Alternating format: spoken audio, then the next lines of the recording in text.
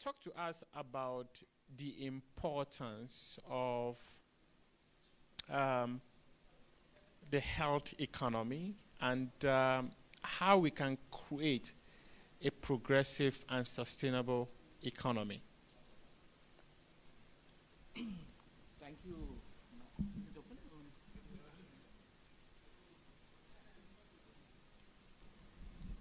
Thank you. Thank you, Nabila. Thank you very much for having us here. And thank you, everybody in the audience. Not working? Hello, hello, hello, Hello? hello. Yeah. Thank you, Nabila. And thank you for having us here. And also thank you, everybody in the audience. Generally, people think that economy is different, healthcare is different. And the reason being that healthcare has been the forte of the governments. So now the time has come. That's what we have been saying. Like Dr. Sam in the morning was saying that private equity has to come into healthcare also, it has to come. Because the old adage and old saying, which we all know, health is wealth. And we all know that the economy of any country, if you have healthy persons, the economy will be very good. Suppose if we have a lot of sick people, and COVID has shown how economy has come down in many countries, like in the US also, how it has slowed down. So we have an idea of having very good healthcare systems by using the least cost-effective methods. Because we say that putting on big hospitals and all that thing, it has shown to the world. Like in the US model, what happened, so much fragile, the COVID has shown us that it is so fragile to have big hospitals, and a lot of people have suffered over there. But if we have more of primary care, definitely we have. And what I would say is, economy and healthcare go hand in hand. So definitely, good health brings more of economy. I'll come to you, Matlata, but let me just stay with Doc here. How do we create a very healthy economy? How do we create one? How do we create an environment that provides us the platform to be able to create an economy that is very sustainable? How do we create that? She'll answer. No, I'm staying with you on this one before I go to Matlata. So I want to understand, because you've spoken about how it is important that we create an environment that is sustainable. And you also mentioned about a healthy society is a wealthy society. So, yeah, how do we create a very healthy economy? We have an idea, like for example, if at all we see the model, if you see the pyramid, for example, healthcare pyramid, we have primary care, secondary care, and tertiary care. Okay. In the Western world, what's happening is it's completely skewed. S-K-E-W-E-D. Skewed means completely changed. Yeah. We have more of a tertiary care. So what happens when you have a tertiary care? Majority of the diseases, the 70% of disease we can cure or we can treat at the primary level at very less expensive way. That's how we can build a sustainable development. Otherwise, suppose we just go on putting more money. For example, the American government spends around 17% of the GDP on health, whereas the Ghana or the African countries, they spend around 5 to 7%. And COVID has clearly shown us, because there is not much of primary care if it is strong. Yes. Even in India also, we had around 1.4 billion population. The number of COVID people who got affected is comparatively less compared to, if you go by percentage. Let me come to Matlata and on this one. You are a co-founder of the Evidensial Healthcare Private yes. Limited. Talk to us about that, and let's just have an idea what the objective is. First, good day everybody here, and thank you Nabila for having us here. Evidensial Healthcare envisions to give access to right and better healthcare to every individual in the world. It is the innovation of Dr. Rajendra that I'm passionate about working for is not just for rich or the poor or developed or underdeveloped nations, but it is for the entire around 8 billion population of the world.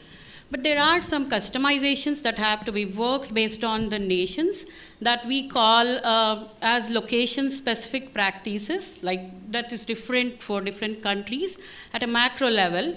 And at a micro level, we call them patient-centric or human-centric practices. So that depends on where we work, on what we do. Also, the idea of preferential healthcare is in line with the United Nations Sustainable Development Goal Agenda number 3, which is good health and well-being. And to achieve that, we emphasize on the SDG goal 17, that is partnerships. And we also believe and are kind of encouraged by the Vedic dictum, which is called Vasudhaiva Kutumbakam, which means world is one family. So that's how. If I think on the Vasudhaiva Kutumbakam, Dr. Rajendra wants to add a word. Yes, and I'm not going to Dr. Rajendra on this one. She mentioned human-centric. What does that mean? What is that? What I would like to tell about human-centric is, now if at all you see the Western model of medical treatment, what they do is, like for example, it has become over-specialization. No doubt, the diagnosis, if at all we see the good things, like diagnosis is good, investigations are there, that is good. But when it comes to the treatment, a cardiologist will say, if you have chest pain, a cardiologist will see, but he'll only see the heart. And then the nephrologist will see only the kidney part. So everything is like piecemeal treatment, like the whole patient is never taken into consideration. And we have another thing, what is called an extreme level in the eastern side. Like for example, we have the holistic systems, even in what is called as Europe also, in America also, we had homeopathy, where they used to holistic system, everything was taken into consideration. They were also too much of holistic. Everything was only they were concerned about the symptoms of the patient. They never used to completely take into consideration the diagnosis, all that thing. So what we want to do is integration, the word what we call as integrated medicine means, we are going to bring the best of all the systems, the eclectics of all the systems, the existing systems, which have evidence-based medicine. It's not that some person has given some medicine, one person is cured, we don't want to take that thing. What we want to do is existing systems which have good ideas and which have evidence-based medicine, means they have been shown that these medicines have been effective. So those things also we will be consideration, and then we want to bring the best of all the systems for the patient. That is integration of the medicine. And because of human person has to be taken into consideration. So that is the human-centric. So without human being in the picture, ultimately we may become like machines in the future. So the healing hand has to be there, yes. Yeah, but how confident are you that this one, this human-centric that you've spoken about, yes. Just how confident are you that it Yeah, I have been really practicing for the 20 years. yeah. That it works in practice? Yeah, I've been practicing for the last 27 years. And during this COVID, in 2019, we could treat around 4,000 people, COVID patients. Okay. At the most, 1 or 2 patients had to get hospitalized. Otherwise, 3,995 people, they all got cured. Wow. And we are not against any system. So first we started with homeopathy, 5 days we observed, and by chance if the patient was having any problem, then we gave the antibiotics. And then we have a problem of what is called as in the future, if at all you see WHO or any other medical doctor, because I don't want to go into the medical technicalities, because it's a general group of people. Yeah. So I just can't say AMR. AMR is like antimicrobial resistance. That is very common. Like in the future, maybe after 30 years, antibiotics may not work. That's what the WHO says. Yeah. The reason is in the developing countries, what we have been doing is unnecessarily they are giving antibiotics.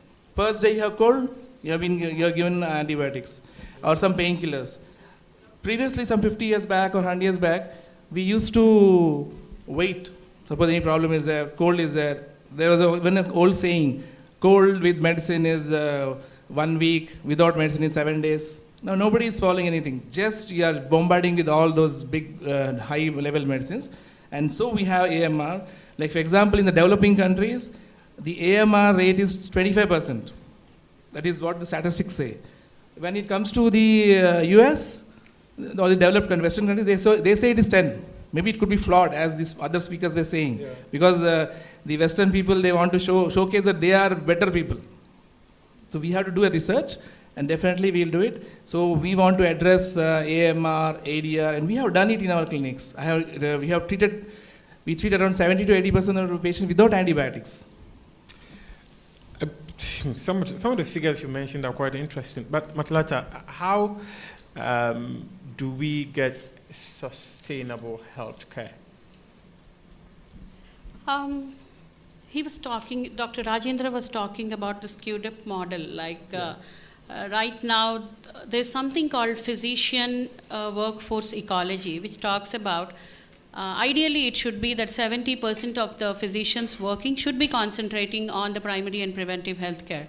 And the rest of them, based on the area of, the region, the geography of the work, they can be divided into secondary and tertiary workforces. But the model is reversed now, and one of the examples that I am taking up, and this kind of models are to be corrected, and we will focus on that, which will actually give sustainable health and have more primary healthcare clinics, have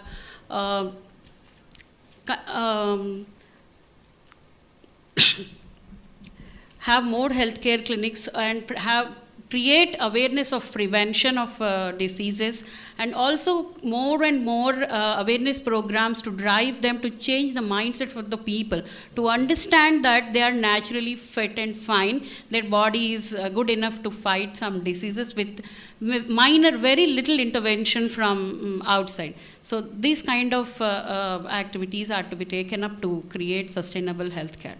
Okay, so Doc, the world gradually, in fact, we are even in that era. It's now in a digital era where technology dominates every single thing we do. We are streaming live because of technology.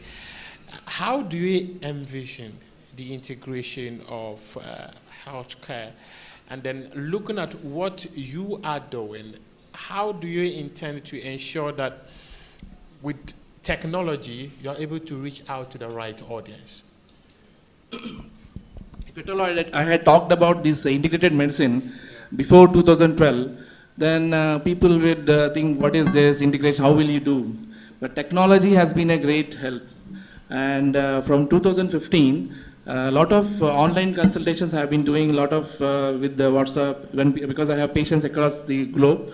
A lot of patients in the US, like we have Indian community which is growing in the US. In Africa also I have patients who I've been treating online by having a video call. So that's how technology is really helping. And similarly, telemedicine, all those things definitely has to be used. Without that, the goal, as Madhu Lata was saying, reaching everybody can't happen. Otherwise, it will be just like other speaker was saying about the economics, like it will be only a talk.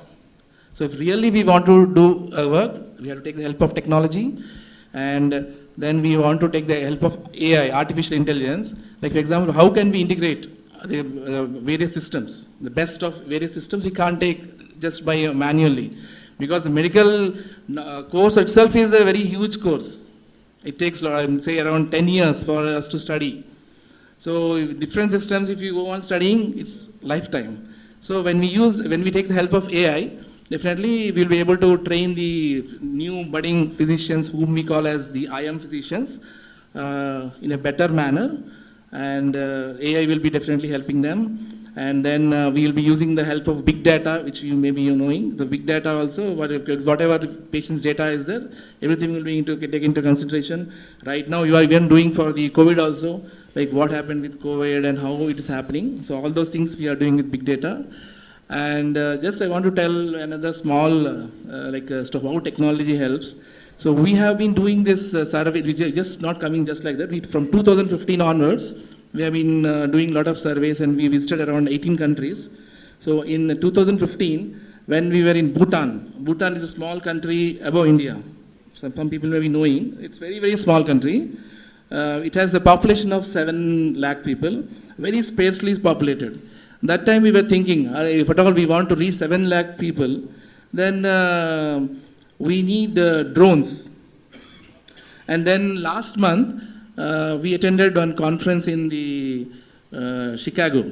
It was called the 85th Congress of the American College of Healthcare Executives. So there we met one CEO of Zipline. So there we came to know that the same drones are being used in Ghana to distribute medicines. That's a very great thing. So that's how we have to do. So whole technology, everything has to be taken into consideration. So without technology, whatever the WHO says or the UN says or even our government says, it is something like it will only paper. And we cannot just afford to have it on paper because we've had many conversations that are on paper, but when you go on the ground, the results are not coming. We are talking about building a very sustainable economy in the continent. And it is important, as you mentioned earlier, it is important that we have very healthy people. If we are healthy, what it means is that we are able to be very productive, and that will translate into building a very strong economy. So, do you have plans of, say, setting up in Africa? Yes, definitely. It is easy to say, but tough to do. So, a lot of things are to be considered. Definitely, we are up and ready for it. There is an immediate need for action, as earlier elders and distinguished speakers said that we just speak and again next year we meet and talk about the same things. But yes, there is an immediate need for action for actually work on healthcare, filling the lacunae in the present healthcare systems. And there needs to be someone who's willing to do that constantly. And when I say we, it is Dr. Rajendra and myself are completely ready for that, heads up for that. And I take an opportunity from this stage to call upon the heads and representatives of various governments and industries, corporates of Africa, and also the people of Africa to support and come up to actually create the brightest continent of the world, and erasing the earlier narration of, I read somewhere when my school, it was called the dark continent, but let's rewrite the narration to make it the brightest continent. And I also read it's a cradle of humanity. But when we were in the US last year in the conference, and we read about Zipline working in Ghana, we thought it is cradle of innovations also. So I think we will be getting enough support from the people and the leaders of this continent to make a better and healthy Africa. Thank you. Better and healthy Africa. And then my colleague,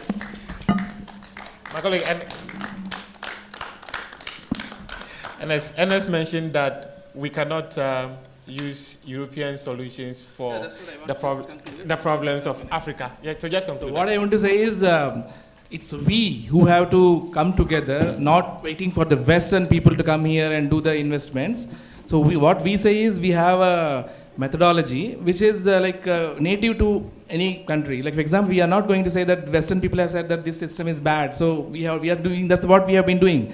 And really I always say that we got independence 75 years back. But as far as our healthcare is concerned, I feel that we are still aping the Western model. That is not the criteria.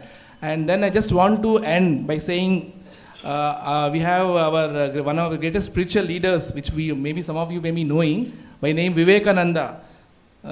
He went to Chicago way back in 1884.